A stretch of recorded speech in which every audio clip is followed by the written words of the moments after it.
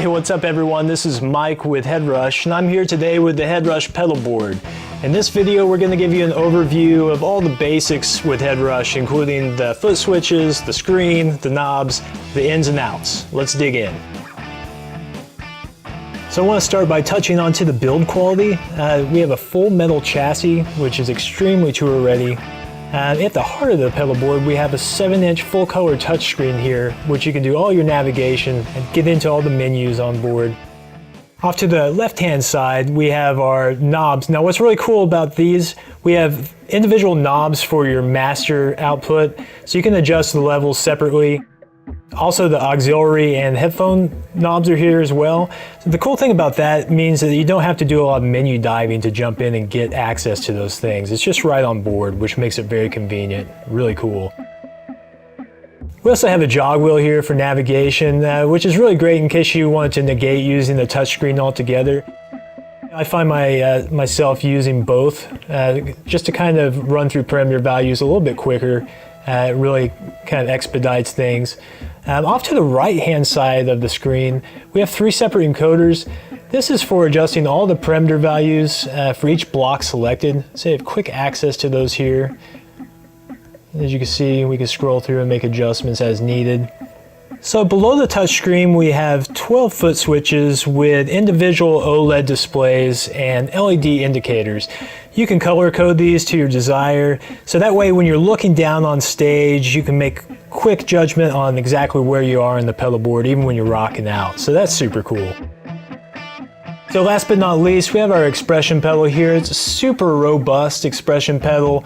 Really can take a beating. You can assign up to 8 different parameter values across 2 separate modes here using the expression pedal. There's even a port on the back to add a separate expression pedal. Now let's dive into that. Let's take a look at the ports on the back.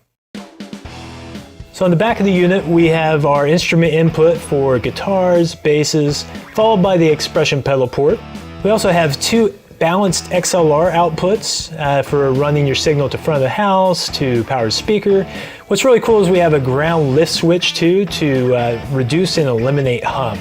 So next in line we have 2 TS outs which accommodate 1/4 inch outputs, and next to the line outs we have a amp and line switch. This adjusts between +6 and +18. You should always adjust this accordingly depending on whether or not you're using an amplifier or just running this direct out. We also have a 1/4 inch headphone jack out standard, followed by our effects loop. So again, you're going to see that switch, and that switch is the same kind of adjustment depending on whether or not you're using this for a pedal out or some sort of rack gear or some sort of outboard gear. You want to make sure and adjust that accordingly. We also have our MIDI in and out, and this is great to use HeadRush for a slave or master to control outboard MIDI gear. We also have a USB port, and this is great for connecting to a computer to transfer all your different rigs and sounds from the HeadRush back and forth, firmware updates, as well as using it for a 4-in, 4-out audio interface. We also have 2 default blocks here on the HeadRush screen, in and out. These are for adjusting your gain staging when you're connecting your instrument. All you need to do is double tap. On this screen, this is where we adjust our input settings, so we're not clipping. We can also adjust our gate. You can do the same in the output block by double tapping as well. So that's been a look at the HeadRush pedalboard. Thanks for watching.